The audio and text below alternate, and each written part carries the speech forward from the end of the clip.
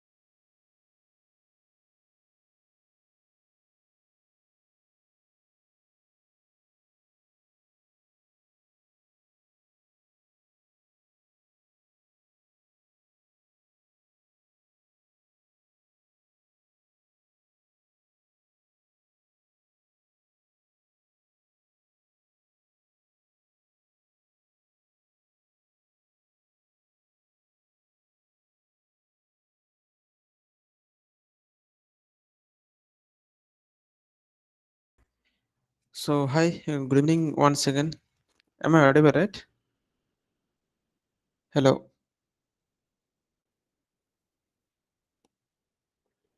Okay. So, today we'll discuss the today's quiz to revision session, right? So, today we'll discuss what type of question will be asked in the quiz to, and which type of questions, how many questions, then a type of questions, all the things we'll ask, right? Or like we'll discuss today, right? So, today we'll discuss like there are like similarities of questions, some type of question we'll discuss today, right? So there will be around number of questions will be around 18, so total maybe it's plus minus 1, so maybe it will be 16 to 19, so approx 16 to 19 question will be there. From week 5 around 5 to 6 question will be there, so approx 12 to 15 marks. From week 6 there will be 5 to 6 questions, approx 12 to 15 marks. From week 8 around 5 to 6 question will be there, and approx 12 to 15 marks will be there. And from week 1 to 4, so there will be like maybe 1 to like 2 question will be there, and it will be like 5 to 10 marks, right? Or max to max 3 question will be there, that will be. And week 7 is programming based, right? Not to, there is no lectures, right? So we won't ask any question from week 7. Everyone is clear with that? Any doubt here? No, sir. Now let's see what type of question will be asked in the. And Sonali, did your issue is resolved, that quiz one? Okay, Yes, sir. it's resolved, right? Okay, then let's see the you know uh, what type of question will be asked. So first and most of the things, you have to solve all PA and GA question without seeing the solution. Then solve mock. So there is a mock, solve mock.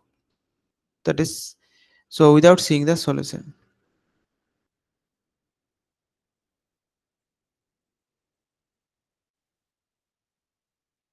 Then solve PYQ. Like, so if you solve all the things and watch all the lectures.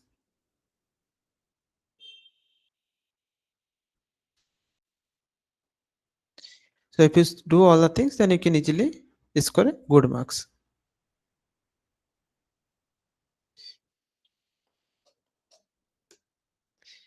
Any doubt? Okay. No, sir. Okay. So let's see the first question, right? The question, this is, I think we are taking from the PAG and the previous term questions, all the questions. So try to solve with me also, right? What is the primary role of a communication protocol in an embedded system? First is to increase the clock speed of the processor. Second is to ensure the reliable and standard communication between devices. Third is to provide additional storage device. Fourth is to enhance the graphical user interface, right? Correct option is to ensure the reliable standard communication between devices, right? So in an embedded system, a communication protocol is a set of rules and convention used to facilitate reliable and standard communication between devices, as like and a common example of communication protocols are I2C. So that we've discussed I2C, then SPI, then UART, that then CAN, right? So I2C, that integrated circuits used for communication between microcontrollers and peripherals. SPI, serial peripheral interface, that is used for short distance communication, typically within a single device. And UART, that is used for serial communication and between devices. CAN is control area network, widely used in automatic system for robust and different, right? So correct option is option number 2. Any doubt? Okay. Question number 2. Which of the following best describe the packet switch network? First is establishes a dedicated communication path between two devices for the duration of the connection. Second option is divide the data into packets that are routed over a shared network. Third option is provide a constant, predictable data transfer rate. And fourth option is less efficient for handling bursty data traffic, right? So the correct option is divides the data into packets that are routed over a shared network, right? So that what like in a packets switch network, data is divided into a small unit called packets. Each packets contain a portion of the data, allowing the addressing information and error checking information. And that what are the, let me discuss packet switch network.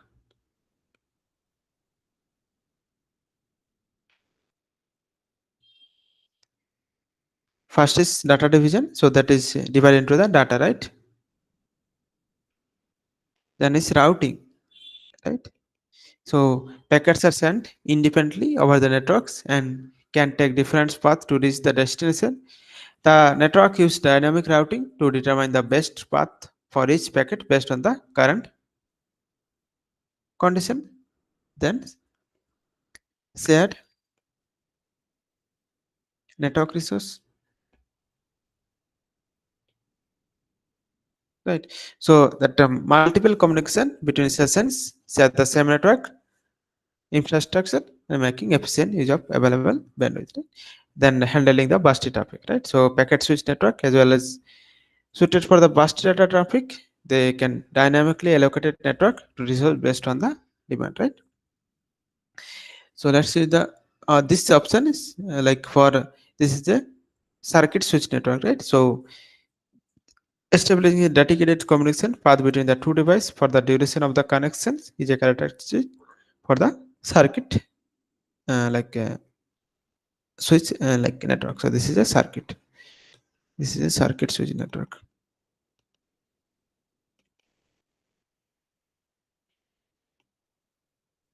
right? Okay, let's see the question number 3.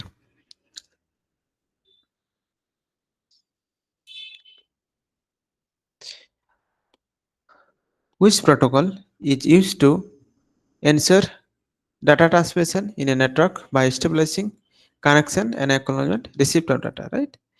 So first one is UDP, second one is IP, third one is TCP, and fourth one is a ICMP, right? And correct option is TCP, right?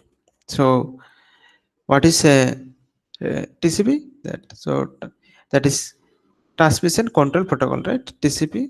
So that is connection oriented. So TCP establish connection between the senders and the receiver before data transmission begin, right?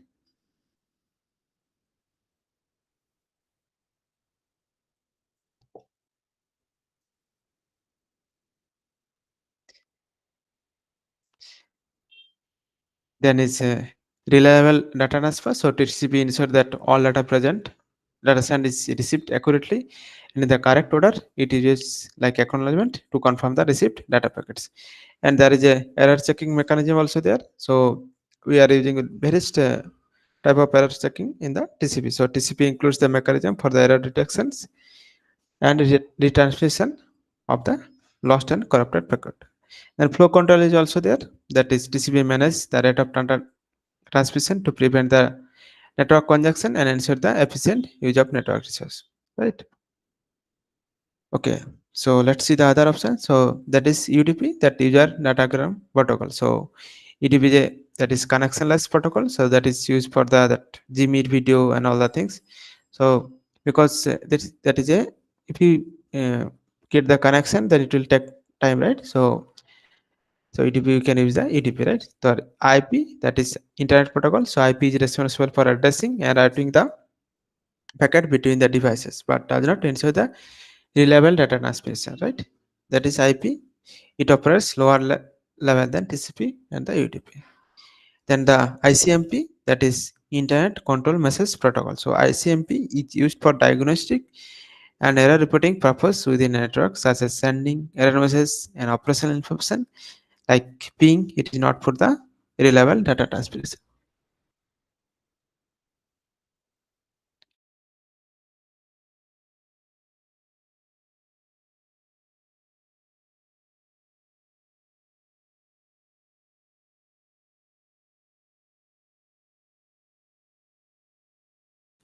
Okay. So TCP is the correct option. Any doubt in this question? No, sir. Okay. Then question number 4. Why serial communication is often preferred over a parallel communication in embedded system? First option is it always faster. Second option is it's only suitable for short distance communication. Third option is it does not require a clock signal, and its fourth option is requires fewer hours. Right. So correct option is it require fewer hours. Right. So in serial communication transmit data one bit at a time over a single pair of wires or even a single wires in some protocol, right? So which simplifies the wiring and reducing the cost. So it simplifies the wiring also and simplifying the cost also, right? And the complexity, and it's also reducing the complexity, right? And reduce the interface and crosstalk. So with fewer words there is a less electromagnetic interface and crosstalk between the lines, making serial communication more reliable, especially over a longer distance.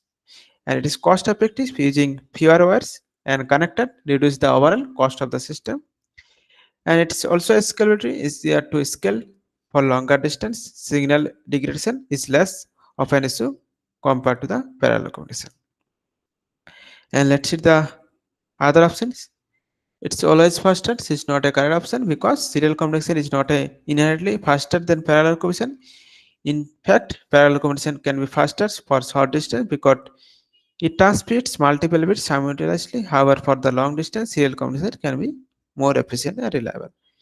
Only suitable for short distance communication. It's also not a correct option. Serial communication is actually more suitable for the long distance communication due to reduced signal degradation and interface. Fourth option is does not require a clock signal, right? It's also a not a correct option because serial communication can require a clock signal depending on the protocol. Example, SPI uses a clock signal. Some serial communication are asynchronous or do not require a clock signal, but that is defining characters that some is required and some not, right? Okay, let's go to the second, right? Question number 5. What are the final values for the x and the cx register after executing the following assembly code? First one is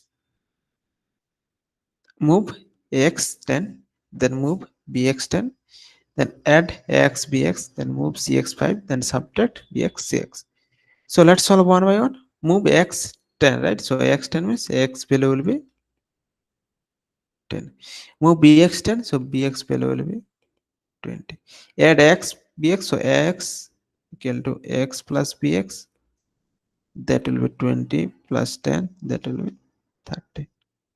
Move cx5, so cx value will be 5. Sub bx, so bx equal to bx minus cx, so bs is 20, 20 minus 5, that is 15. So bs, so what is the value last? Ax equal to 30, bx equal to 15, and cs equal to 5. So which is the correct option? Here we can see x equal to 30, cx equal to 20, not x equal to 30, cx equal to 5. Yes, this is the correct option. Any doubt in this question? Because this type of question will be there. Hello. No doubt, sir. Okay. Okay, so next question. What is the role of an interrupt service routine? First is to initialize the hardware component, to handle the specific interrupt when it occurs, to compile and link the program, to load the operating system. Right. So correct option is to handle the specifics interrupt when it occurs. Right. So what are the role of ISR? So let's see. First one is interrupt handling. So an ISR is a special function that is executed in response that interrupt. When interrupt occurs, the processor stops executing the current program and jump to the ISR to handle the interrupt. So first is interrupt handling.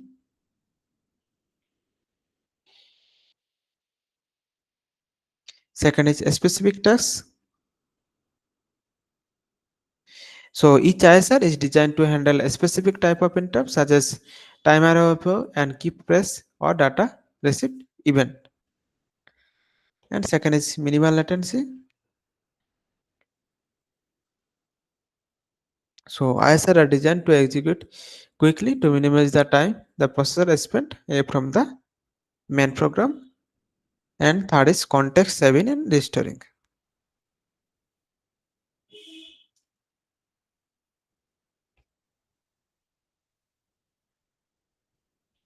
Right. So the ISR typically save the current state of the processor, that is context, execute the necessary code to handle the interrupt, and then restore the processor state before the returning control. So whenever the ISR restore the current process, whatever the suppose interrupt happen. Suppose this is the main program. So all the things will be saved. So this is the interrupt, whatever the, and after that it will be start from here, right? So whatever the content is save all the things, like all the necessary things, it will start like restore ISR and it will be executed from here.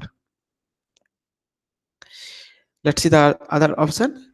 Initialize the hardware component. So initialize the hardware component is typically done by the during the system, not for the ISR, right? Compile and link of the program. So compile and linking are part of the build process carried out by development tool, not by ISR during program execution.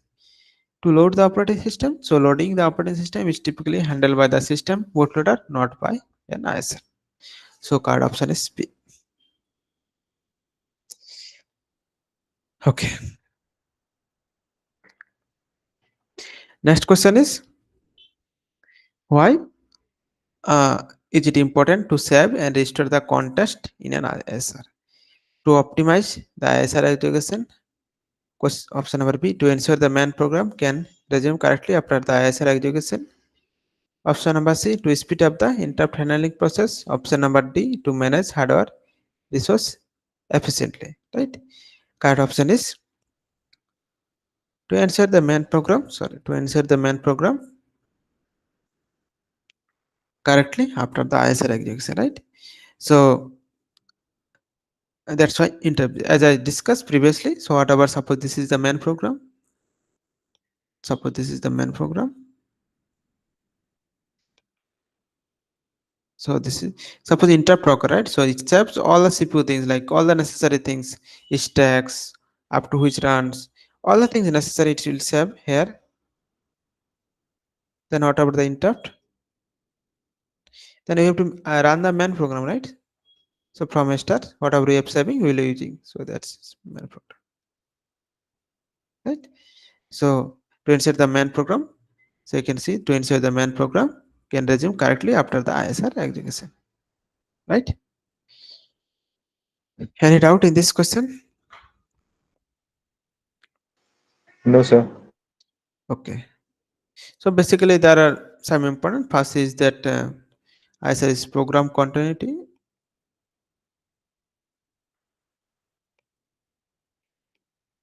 So saving and restore the context ensure that the main program can continue running correctly after the ISR completes. Without this, the program might resume with corrupted data or incorrect execution state. And second is data integrity.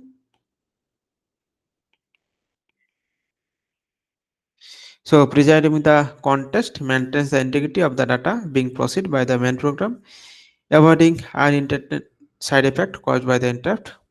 And third one is system stability.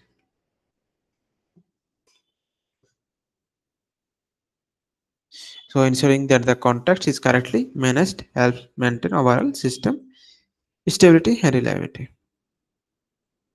And let's see the other option to optimize the ISR execution. So while saving and restoring the context is necessary for correct program execution, it does not directly optimize the ISR execution. To speed up the interrupt handling process, saving and restoring context adds the overhead and can actually slow down the interrupt handling process.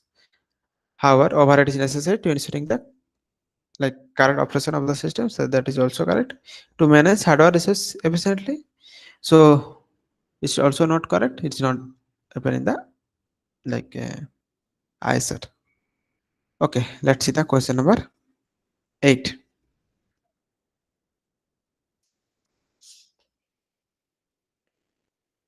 Okay.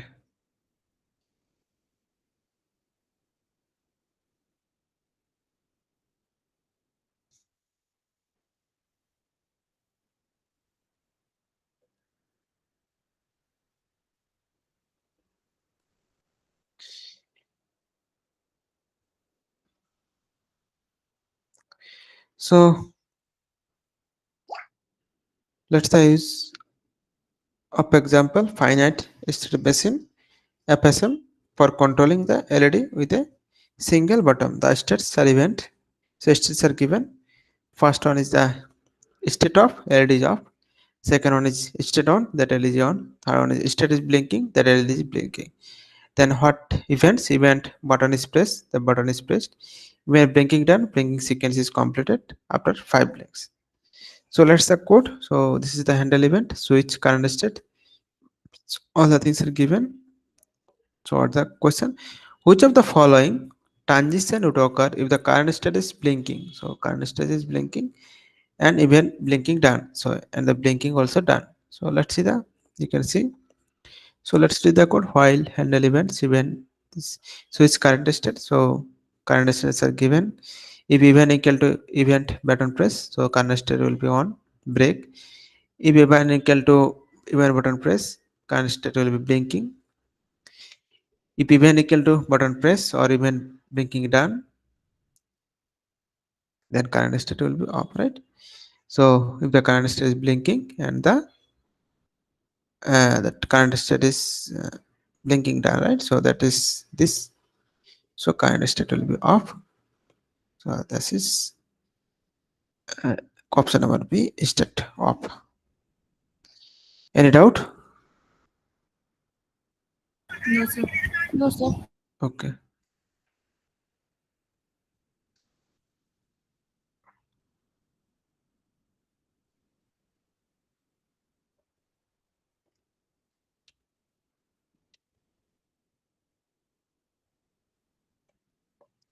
Let's go to, okay.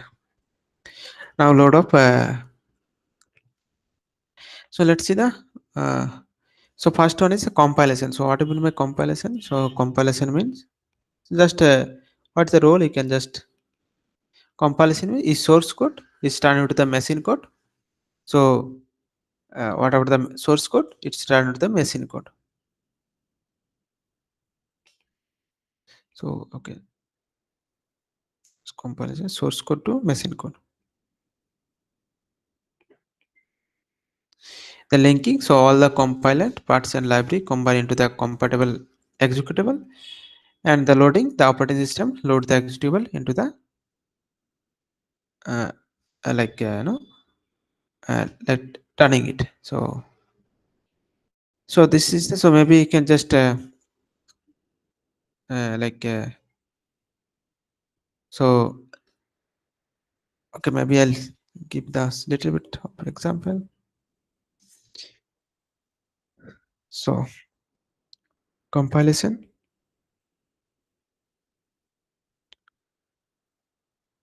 So what is this is done by?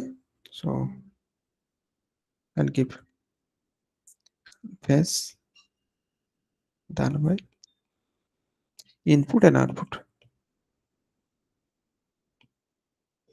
So compilation, it is done by GCC, and input is source code is .c, and it's giving object file .o file. So it check the syntax change and translate to the machine code. Then is linking. So done by linker. So what is the input? Object plus library, whatever the object, whatever the this object file plus library. It's convert to the executable, combining the code and resolve the address. And after the loading, done by OS loader. This is the executable file, whatever the executable file, and output will be the running process. Right? Okay, let's go to the next question.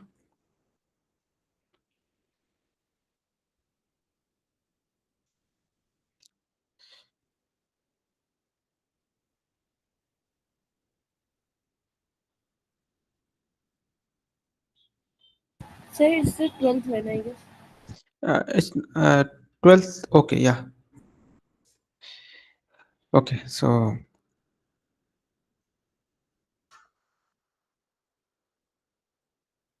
the question is, in an embedded system, what is the primary purpose of using watchdog timer?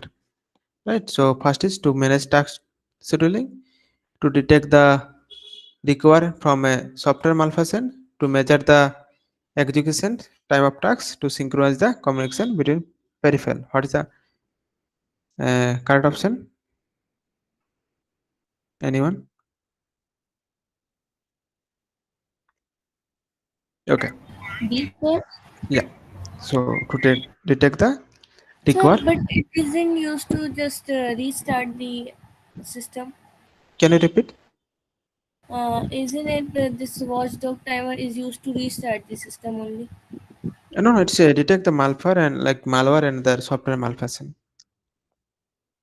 So yeah, we'll see. Like, see that what is watchdog timer? So yeah, watchdog timer is a hardware or a software timer that monitor the execution of the software. It is designed to detect if the software is stuck or in an infinite loop, or it's like no longer executing correctly, right? And like a watchdog timers, like when the watchdog timer timeouts, it trigger the system reset, or rather, yeah, it's sometime also like to reset the system also does like for the recovery action. So sometimes it's also used to do like so there is three things is there. First one is monitoring software execution.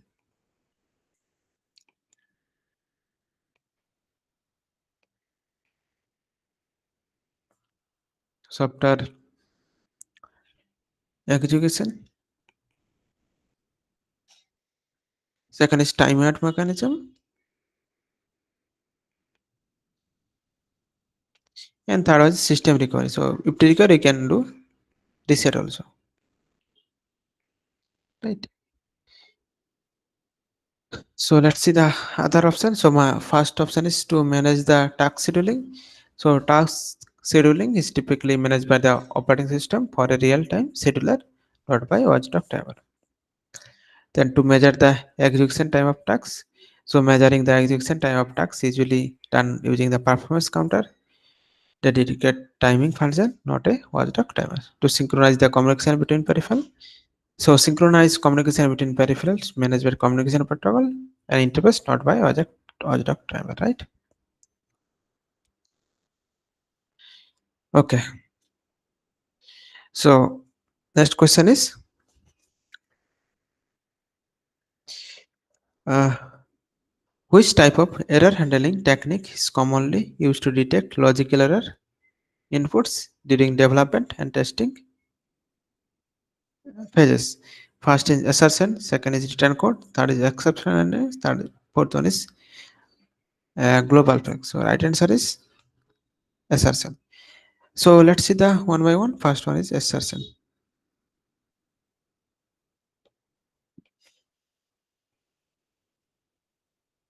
So what is assertion? Assertions are used to verify the program is working as expected by checking for the condition that should logically be true at a specific point in the code, right? So during development and testing, assertion help detect logical errors and invalid inputs by halting the program by executing the assertion fails, indicating that something unexpected has occurred. And for debugging, assertion is provide useful information for the debugging by pinpointing the location and the nature of the error. They are typically disabled in production code to avoid the performance overhead. And let's see the other option, return code. So return codes are used to indicate the success or failure of a function, but they are less effective in detecting logical error and invalid inputs during the development and testing. They require explicit checking by the calling code. Then next is the exception handling. So exception handling is used to manage runtime error and exceptional condition in the more control manner, right? While it is useful error management, it is not specifically and for the detecting logical error and event inputs. And fourth option is global flags. So global flags can be used to indicate the status of the certain condition or errors, but they are not as effective or commonly used detecting the logical errors, right? Okay. So let's see the next question. Using 8N1 protocol at 9600 bit per second, how much time it will take to transfer 100 bytes? So let's see 8 and 1. So 8 and 1. So 8 and 1 protocol means that is this is 8 data bits, that is 1 stop bit, that is no parity, and 1 start bit will be there, right? So to transfer 8 bits we need 110 bits, right? So let's to transfer 8 bit we need 10 bits. So that is 1 bit means 1 byte, right? 1 byte we need 10 bits. 100 bytes, so we need 10 into 100, that will be 1. We have to transfer 1000 bits, and the uh, data transfer is given 9600, right? So time will be total bits by data rate, that is total bits is 1000 and data rate is 9600. So if you convert, then it will go to be 0.0142 second. So it will be like 104.2, you know, that is will be like millisecond. So correct option will be 1042.2 millisecond. Okay, next question is, what is the result of 0x FO? That is right shift operator, right? This is right shift operator. So let's see. So 0x FO means in the binary that will be 1 1 1 1 0 0 0 0. You have to do 4-bit right shift, so it will be 0 0 0 0, and this will be 1 1 1 1. So this will be 0, this will be L. So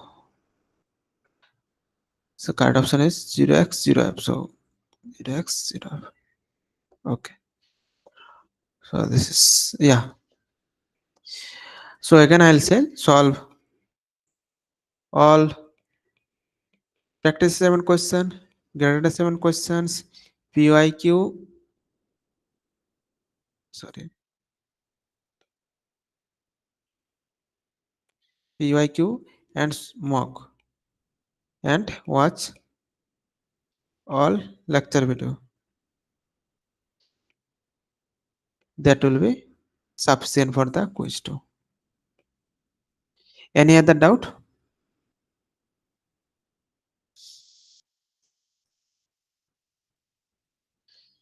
If you have any other doubt, you No, can sir. ask.